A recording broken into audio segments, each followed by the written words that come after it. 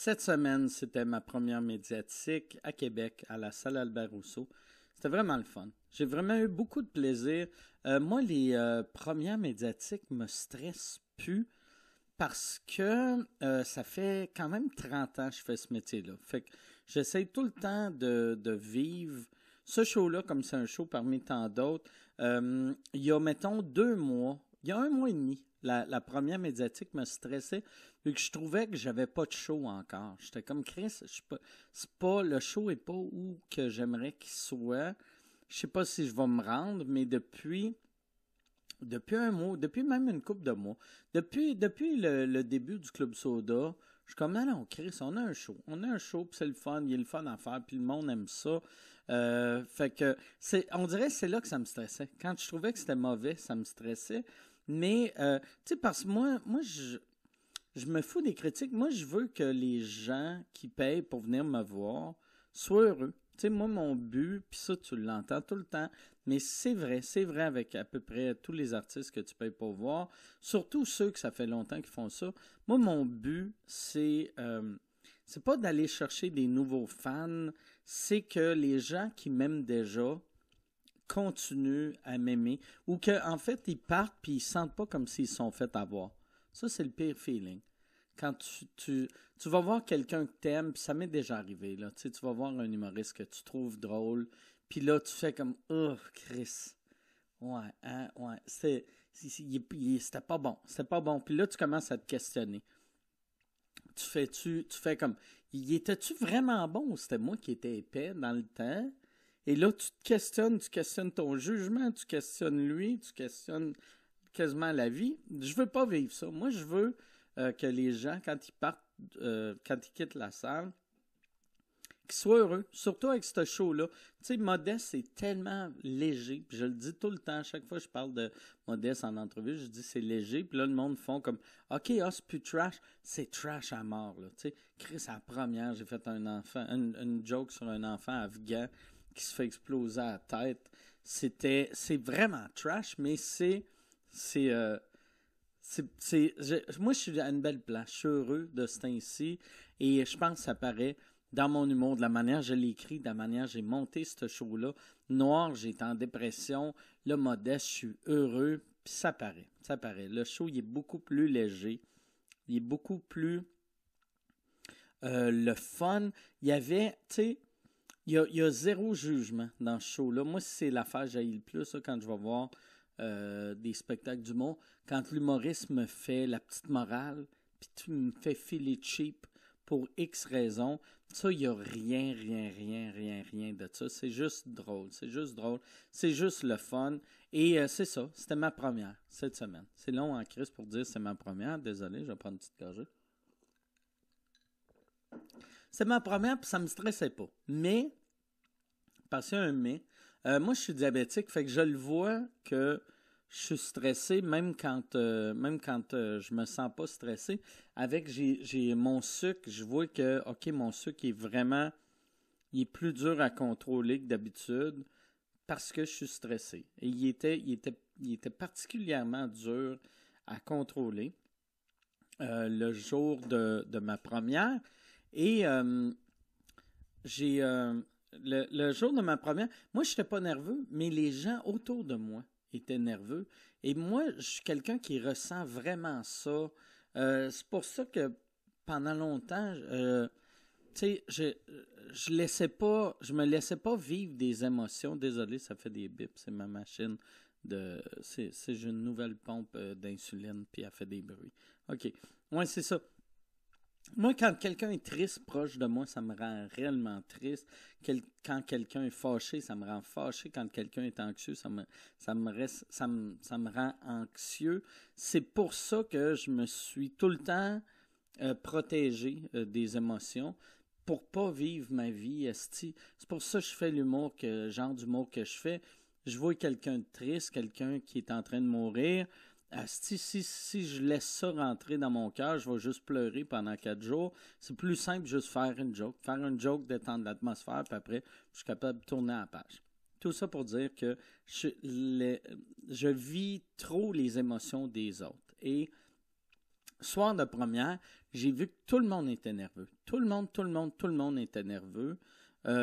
Sauf moi. Sauf moi. Puis je dis sauf moi. Le premier soir, personne n'était nerveux, vu qu'il n'y avait pas de journalistes en salle, mais j'avais booké Preach et Pépé pour faire mes premières parties. Fait que j'ai Pépé et sa guitare qui est le premier. Et là, Pépé, que ça fait aussi longtemps que moi qui fait ce métier-là, que c'est un vieux routier comme moi, qu'il n'y a rien qui le stresse. Là, Albert Rousseau, je ne sais pas pourquoi ça le stressait. Et j'ai senti son stress. Et là, je suis devenu stressé. Puis là, lui, il était sur scène, il était plus stressé, mais là, moi, j'étais pogné avec le stress à Pépé. Puis là, Karine, sa femme, qui est tellement fine, elle est venue me voir, puis elle m'a comme...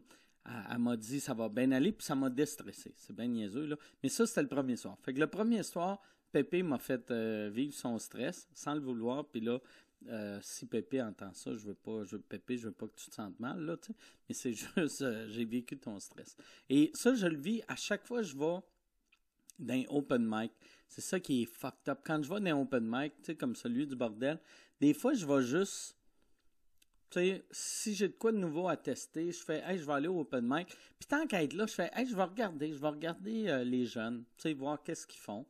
Et je suis pas capable de rester longtemps, pas parce que j'aime pas ce qu'ils font, c'est juste que ils me rendent tellement fucking anxieux, sont tellement stressés puis anxieux que moi, après, j'ai quasiment le goût d'hyperventiler. Il faut que je décalisse. Fait que là, le deuxième soir, Pépé est plus nerveux, fait que je pouvais être proche de Pépé. Preach est pas nerveux, mais le reste d'équipe est nerveux. Fait que là, moi, je fais, tu sais, tout le monde était nerveux, sauf ma blonde. Ma blonde, elle est cool là-dessus. Elle est pas, elle était pas nerveuse parce qu'elle, dans sa tête, je suis parfait. Tu sais, fait qu'elle était comme Chris, ben non, c'est sûr, ça va bien aller, il est parfait. Fait qu'il peut pas, il fait pas d'erreur, fait que ça va bien aller. Fait qu'on, tu sais, elle m'aime tellement que pour elle, c'est impossible que ça l'aille pas bien. Fait que, tu sais, je pouvais être avec Preach, je pouvais être avec Pépé, je pouvais être avec ma blonde, mais les autres, tu sais, Michel était stressé, Jean-François, mon booker, était stressé, tout le monde chantait un stress. Chloé, mon attachée de presse, je la sentais stressée, je chantais tout le monde stressé. Fait que là, moi, je m'assure d'être pas avec les gens stressés. Puis j'ai fait une crise de belle job. Fait que j'ai pas été avec... personne, tu sais, j'étais dans mon petit coin, tout seul, j'étais bien relax. Le show commence. Moi, ça fait à peu près une couple de semaines, à peu près 2 semaines que je fais le show sans voir mon pacing sur mon stool. J'avais, de la manière que moi je monte mes shows, c'est tout le temps pareil. Je prends pas... Il y a des humoristes qui prennent un pacing qui va en ordre de drôlerie. Tu sais, pour finir, tu sais, tu commences... Ben, moi, avant, ce que je faisais, tu commences avec ton numéro le plus fort, puis après, tu vas avec ton numéro le plus faible, puis là, tu as une montée. Tu commences avec ton deuxième plus fort, tu commences avec ton plus faible, et là, tu montes, et tu finis avec ton meilleur numéro. Ça, je pense, c'est la bonne façon de monter un spectacle, mais ça sonne pas naturel. Et moi, j'aime mieux sonner naturel que d'être drôle. J'aime mieux être vrai que drôle. J'aime mieux être unique que drôle. J'aime mieux être moi-même que drôle. Fait que là, tout ça pour dire, moi, mon pacing, il est juste, j'y vais avec la logique. Fait que, tu sais, je fais comme, hey, si c'était une discussion qui était pas scriptée. Tu sais, mettons, si je parlais de ça et ça d'un souper, qu'est-ce qui irait où? Puis si je raconterais cette histoire-là, ça me ferait penser à quoi? Et souvent, tu sais, quand tu fais ça, t'as plus de blanc de mémoire. Tu sais, t'as zéro de blanc de mémoire parce qu'il y a une logique qui va du début à la fin et tu te trompes pas. Mais moi, j'avais quand même ma petite béquille, j'avais mon pacing. Et il y a une couple de semaines au Club Soda, quelqu'un de ménage l'a jeté, il savait pas. Et là, Steve, mon directeur de tournée, m'a dit, tu veux-tu qu'on en fasse imprimer un autre? Puis j'ai fait, non, tu sais, je suis bien correct, tu sais. Je le connais, le show, ça va bien aller. Et là, ça faisait une couple de semaines, je le faisais, sans mon pacing. Et je suis sur scène, ça va bien, je suis pas nerveux. Et je suis en train de faire mes affaires. C'est ma première médiatique. Fait que je sais qu'il y a des journalistes et tout. Mais je m'en crisse un peu. Et pendant que je parle, je commence à faire un numéro. Et dans mon numéro, je réalise, tabarnak, j'ai oublié une bit de 2 minutes qui est vraiment drôle. Et là, j'étais comme, je peux pas croire que j'ai oublié un numéro de 2 minutes. Là, ça me faisait chier. Fait que là, je racontais mon affaire, mais je me concentrais plus sur ce que j'étais en train de raconter. Je me concentrais plus sur ce que j'étais en train de vivre. Je me concentrais juste sur tabarnak. Il y a 2 minutes d'humour que ce monde-là n'auront pas. Calisse que ça me fait chier. Et là, je réalise quand j'arrête de penser à ça, tu sais, il y avait une transition, mais vu que moi, je vivais pas le moment présent, j'ai pas fait la bonne transition. Fait que je suis pas allé d'un numéro à un autre. J'ai sauté un numéro complet. Puis, tu sais, vu que je pensais au petit numéro de 2 minutes, j'avais sauté. Oublier un numéro de 2 minutes, c'est pas la fin du monde, mais là, je venais d'oublier un numéro de 24 minutes. 24 minutes, je ne sais pas si tu le sais, dans un show mettons, mon show, il est 75 minutes, là. Ça dure soit 1h15. Oublier un numéro de 25 minutes, ça paraît en tabarnak, là. Surtout que fait que là, moi j'étais comme, regarde, je vais trouver une façon de rentrer ce number-là comme si c'était une discussion. C'est vraiment ça que j'ai fait. Je savais pas où j'allais rentrer mon numéro de 25 minutes que j'avais oublié, mais je savais que j'allais le rentrer d'une façon qui avait du sens. Parce que j'ai vu des humoristes, et c'est surtout plus des débutants ou du monde qui ont pas fait beaucoup de stand-up dans leur vie.